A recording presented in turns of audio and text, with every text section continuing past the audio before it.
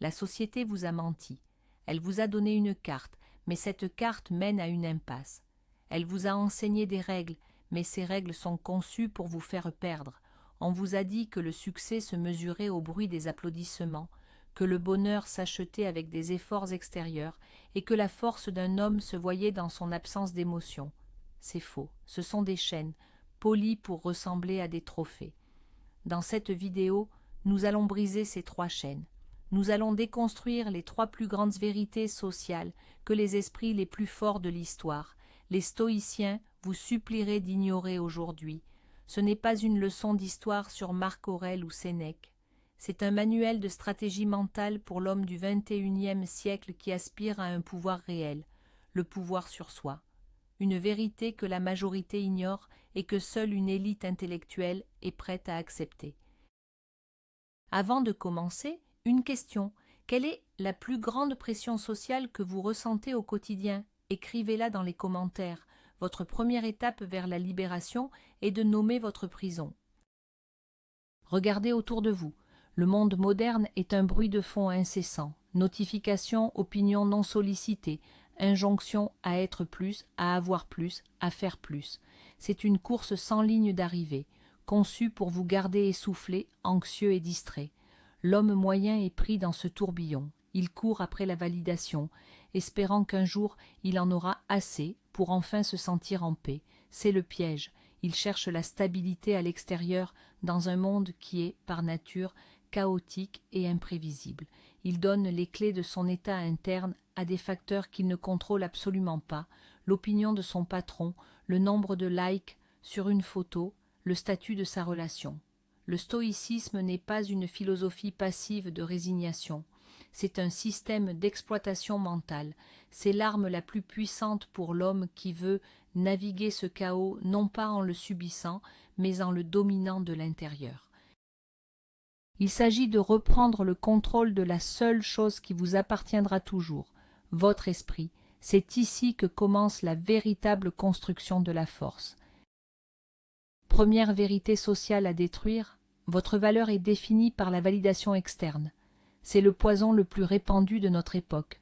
On nous l'injecte dès l'enfance, les bonnes notes, l'approbation des parents, puis plus tard le prestige du poste, la taille du salaire, l'admiration des pairs. Les réseaux sociaux ont amplifié ce phénomène à un niveau pathologique.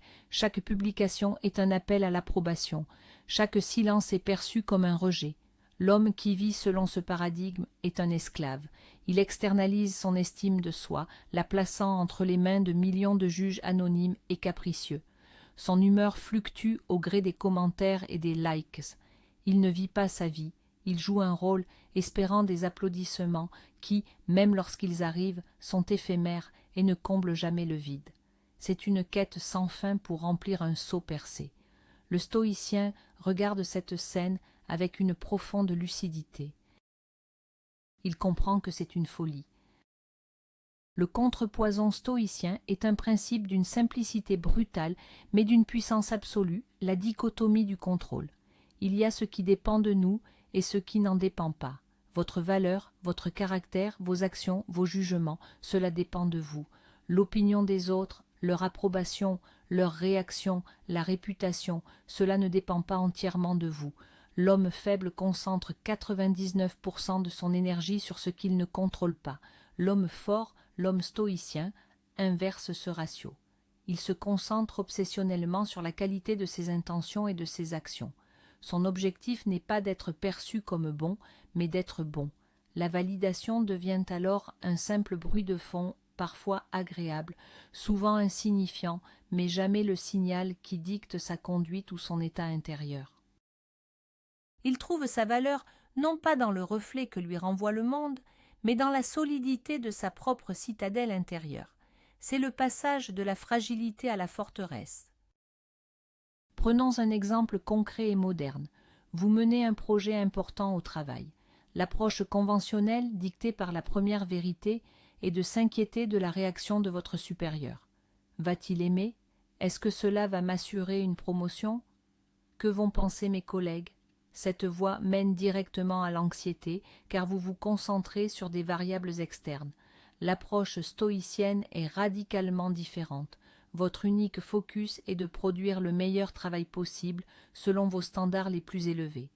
Vous vous concentrez sur la clarté de votre pensée, la rigueur de votre exécution, l'intégrité de votre processus. Le travail lui-même devient la récompense. Une fois le projet soumis, le résultat, l'approbation, la promotion est hors de votre contrôle direct. Vous l'acceptez avec équanimité. Si le succès arrive, vous l'accueillez sans arrogance. Si l'échec survient, votre estime de soi reste intacte car vous savez que vous avez agi avec excellence dans la sphère de votre contrôle. Vous n'avez pas échoué. Le résultat n'a simplement pas correspondu à vos attentes et cela ne vous définit pas.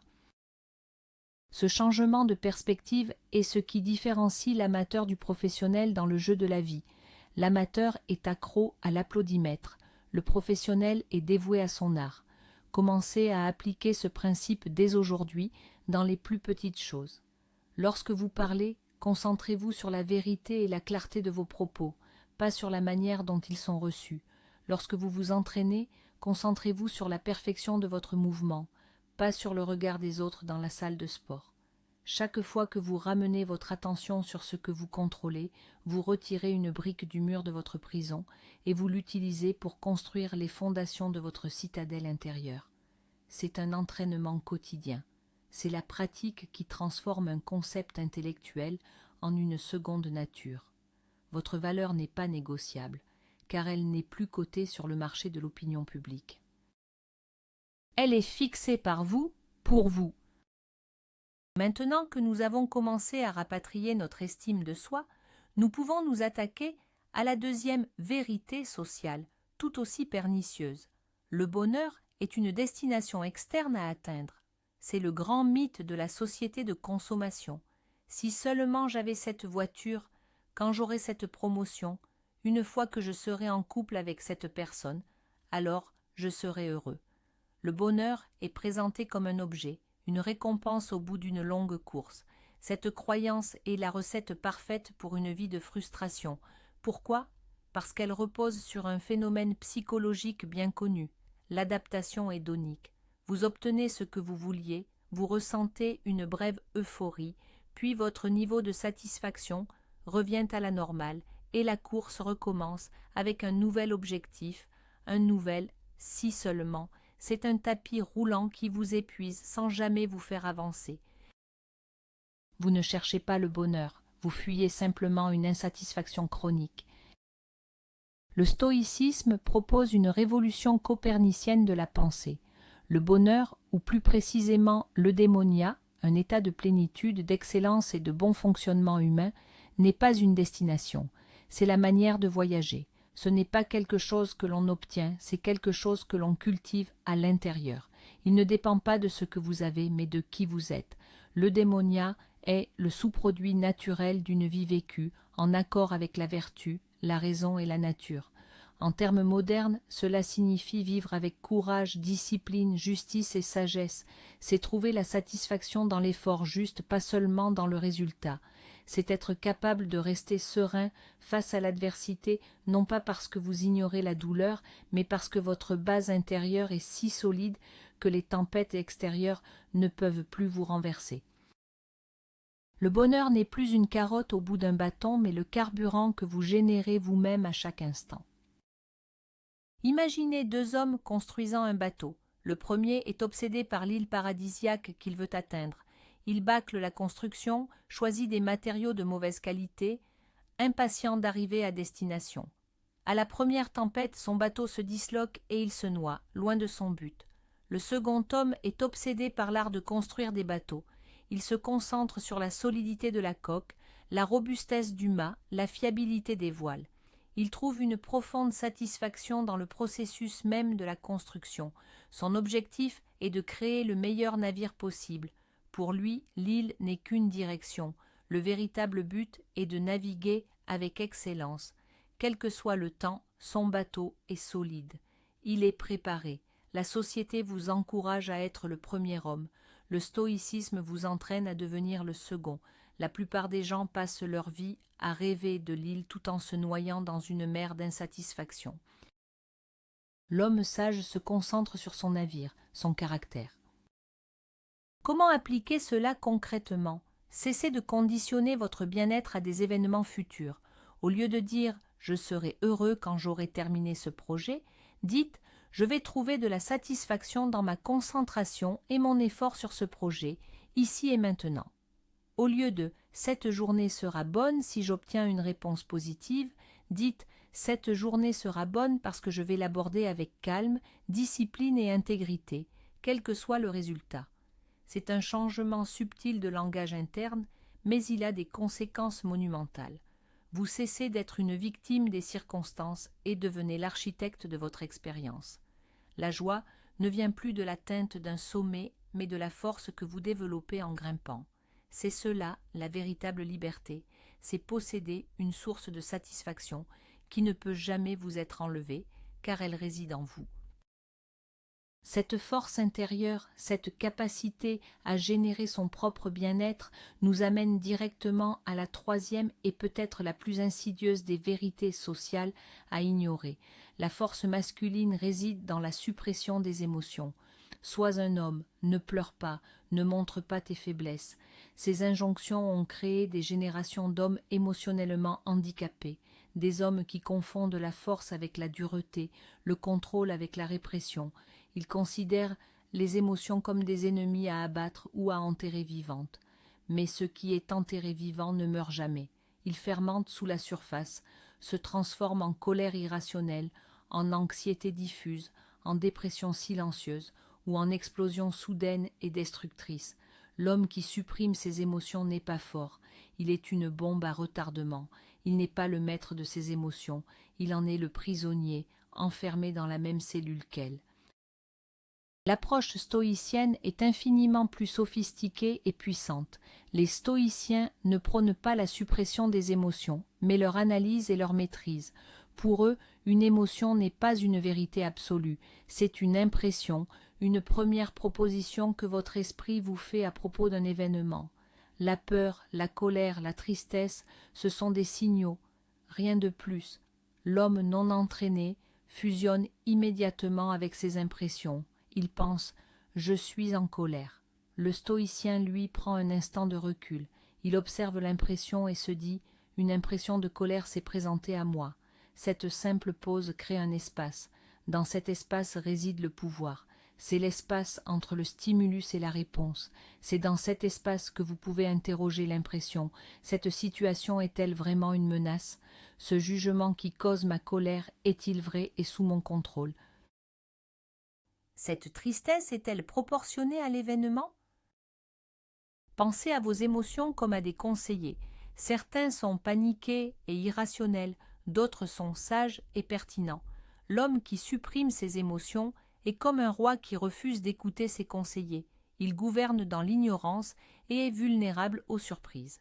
L'homme qui est esclave de ses émotions est comme un roi qui obéit aveuglément au conseiller le plus bruyant, même s'il le mène au désastre. L'homme stoïcien, le vrai leader de son royaume intérieur, écoute tous ses conseillers. Il entend la peur, il entend la colère, il les remercie pour leur avis, puis il se tourne vers son conseiller principal. La raison, c'est la raison qui a le vote final, c'est elle qui décide de l'action à entreprendre. Il ne s'agit pas d'être sans émotion, mais de ne pas être gouverné par elle. C'est la différence entre être un thermomètre, qui ne fait que refléter la température de la pièce, et être un thermostat qui décide de la température. La prochaine fois que vous sentez une émotion forte monter, comme la colère dans un embouteillage, faites cet exercice. Premièrement, nommez-la. Je ressens de la colère.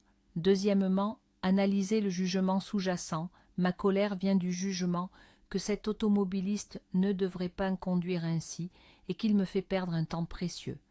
Troisièmement, questionnez ce jugement avec la dichotomie du contrôle. Le comportement de cet autre conducteur est-il sous mon contrôle? Non. Ma réaction est-elle sous mon contrôle? Oui. Quatrièmement, choisissez une réponse rationnelle. Au lieu de klaxonner et de gaspiller votre énergie, vous pouvez choisir de respirer profondément, de mettre de la musique que vous aimez et d'accepter cette réalité comme une partie insignifiante de votre journée. Vous n'avez pas supprimé la colère, vous l'avez disséquée, comprise, et vous lui avez retiré son pouvoir sur vous. C'est ça, le véritable contrôle émotionnel. C'est une compétence et elle se renforce à chaque utilisation. Cette maîtrise de soi est le fondement de la véritable résilience. L'homme qui a appris à gérer son monde intérieur n'est plus déstabilisé par le chaos extérieur. Il peut faire face à la critique sans se sentir diminué, car sa valeur ne dépend pas de l'approbation. Il peut faire face à la perte sans s'effondrer, car son bonheur ne dépend pas des possessions ou des personnes extérieures. Il peut faire face à la provocation sans réagir impulsivement, car il est le maître de ses réponses. Il devient un point de stabilité dans un monde turbulent. Les gens sont attirés par cette force tranquille, car elle est rare et précieuse. C'est une force qui ne vient pas des muscles ou du statut, mais de la discipline de l'esprit. C'est le résultat direct de l'abandon de ces trois fausses vérités sociales. Vous cessez de jouer leur jeu et vous commencez à définir vos propres règles, basées sur la raison et la vertu. Récapitulons le chemin parcouru. Nous avons identifié la première illusion. La valeur personnelle est déterminée par le regard des autres. Nous l'avons remplacée par le principe stoïcien de la dichotomie du contrôle, en nous concentrant uniquement sur nos actions et notre caractère. Nous avons ensuite déconstruit la deuxième illusion. Le bonheur est un but externe à atteindre. Nous l'avons remplacé par la culture de l'eudaimonia, un état de bien-être interne qui découle d'une vie vertueuse. Enfin, nous avons exposé la troisième et plus dangereuse illusion. La force réside dans la suppression des émotions. Nous l'avons remplacée par la véritable maîtrise émotionnelle qui consiste à observer, analyser et choisir rationnellement nos réponses. Ces trois changements ne sont pas des ajustements mineurs, c'est une refonte complète de votre système d'exploitation mentale. C'est passer d'un mode réactif à un mode proactif. L'homme qui intègre ces principes cesse d'être une feuille emportée par le vent des circonstances. Il devient un chêne profondément enraciné. Le vent peut souffler, les tempêtes peuvent éclater, mais ses racines, ses principes le maintiennent ferme. Il peut perdre ses feuilles en hiver, mais il sait qu'il a la force de les faire repousser au printemps. Cette métaphore n'est pas poétique, elle est pratique. Perdre ses feuilles peut signifier perdre un emploi, une relation ou faire face à un échec. L'homme non stoïcien est brisé par ces événements, car son identité était attachée aux feuilles. L'homme stoïcien, lui, sait que son identité est dans les racines et le tronc. Il puise sa force de l'intérieur et endure l'hiver, sachant qu'il fait partie du cycle. C'est cette perspective à long terme, cette solidité fondamentale qui le rend inébranlable. Comprenez bien que ce chemin n'est pas facile. La société continuera de vous bombarder avec ses mensonges. Vos anciens réflexes, conditionnés depuis des années, ressurgiront. Il y aura des jours où vous vous surprendrez à chercher l'approbation, à rêver d'une solution miracle extérieure ou à être submergé par une émotion. Ce n'est pas un échec, c'est une opportunité de pratiquer. Le stoïcisme n'est pas un état que l'on atteint, c'est une pratique que l'on maintient. Chaque fois que vous reconnaissez une déviation et que vous vous réalignez consciemment sur vos principes, vous renforcez le muscle de votre volonté. C'est comme aller à la salle de sport. Vous ne devenez pas fort en une seule séance. Vous devenez fort par la répétition constante, en soulevant des poids de plus en plus lourds. Les défis de la vie sont vos poids. Ne les maudissez pas. Utilisez-les pour devenir plus fort. Le grand avantage de cette philosophie est qu'elle est universellement applicable. Que vous soyez un entrepreneur gérant des millions, un étudiant face à ses examens, un athlète préparant une compétition ou un père de famille naviguant le quotidien, ces principes sont votre encre. Ils simplifient le complexe. Face à n'importe quelle situation, vous pouvez vous poser une série de questions simples. Qu'est-ce qui est sous mon contrôle ici? Comment puis-je agir avec vertu dans cette situation? Quel jugement est en train de créer cette perturbation émotionnelle? Ces questions sont une boussole qui vous ramène toujours vers le nord de la raison et de la force intérieure. C'est votre protocole pour la clarté dans le chaos. Alors que les autres paniquent, vous analysez. Alors que les autres réagissent, vous répondez. C'est cela, le véritable avantage compétitif dans tous les domaines de la vie. Rejeter ces trois vérités sociales est un acte de rébellion intellectuelle. C'est déclarer son indépendance vis-à-vis des systèmes de pensée qui maintiennent la majorité dans un état de servitude psychologique. C'est un choix conscient de privilégier la substance sur l'apparence, le caractère sur la réputation, la paix intérieure sur le plaisir éphémère. Ce choix a un coût. Il peut vous isoler de ceux qui ne comprennent pas. Il peut vous faire paraître étrange ou distant aux yeux de ceux qui sont encore pris dans la matrice de la validation sociale. Mais la récompense est inestimable. C'est la liberté de ne plus être affecté par la critique, la liberté de ne plus être dépendant des circonstances pour votre bien-être, la liberté de choisir qui vous voulez être à chaque instant, indépendamment des pressions extérieures. C'est le prix de la véritable souveraineté sur soi. Pensez aux grandes figures que vous admirez pour leur calme et leur résilience. Il est presque certain qu'elles vivent, consciemment ou non, selon ces principes. Elles ont compris que le jeu extérieur est une distraction et que la véritable victoire se gagne sur le champ de bataille intérieur. Elles ont internalisé leur locus de contrôle. Elles ne cherchent pas à contrôler le monde, elles cherchent à se maîtriser elles-mêmes. Et c'est par cette maîtrise qu'elles influencent le monde de la manière la plus profonde. Vous avez maintenant la carte de ce territoire intérieur. Vous avez les outils pour commencer à construire votre propre citadelle. La question n'est plus de savoir si c'est possible. La seule question qui reste est: aurez-vous la discipline et le courage de l'utiliser chaque jour? En conclusion de cette partie centrale, il est crucial de comprendre que ces trois piliers ne sont pas séparés. Ils se soutiennent mutuellement pour former la structure de la prison mentale. La quête de validation externe alimente l'idée que le bonheur est à l'extérieur. La frustration de cette quête sans fin génère des émotions négatives que la société vous incite ensuite à supprimer, créant ainsi un cycle de souffrance et de faiblesse.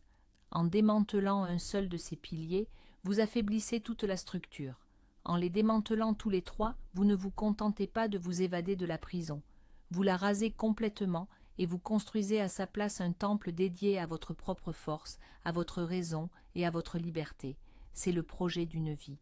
Et il commence maintenant, avec la décision d'ignorer le bruit et d'écouter la voix silencieuse de la sagesse intérieure. Les trois piliers de votre prison mentale étaient la validation des autres comme mesure de votre valeur, la quête du bonheur comme un objet extérieur et la suppression de vos émotions comme un signe de force. Aujourd'hui, vous avez reçu les clés pour démanteler cette prison, brique par brique. Si vous ne devez retenir qu'une seule chose de cette heure passée ensemble, que ce soit celle-ci, votre pouvoir ne réside pas dans ce que le monde vous donne, mais dans la manière dont vous y répondez. C'est la seule variable que vous contrôlerez toujours. C'est le cœur de la forteresse stoïcienne. Marchez désormais non pas comme quelqu'un qui cherche l'approbation, mais comme quelqu'un qui la possède déjà, de l'intérieur. Marchez non pas en quête du bonheur, mais en incarnant les vertus qui le créent. Marchez non pas en fuyant vos émotions, mais en les maîtrisant avec la clarté de la raison. Merci d'avoir investi votre temps et votre attention, un signe que vous faites déjà partie de ceux qui cherchent à s'élever. Si cette analyse a résonné en vous, abonnez-vous pour rejoindre cette communauté d'esprits forts. Pour terminer, une dernière question pour cimenter votre décision. Quelle est la première vérité sociale que vous allez commencer à ignorer dès aujourd'hui? Partagez votre engagement dans les commentaires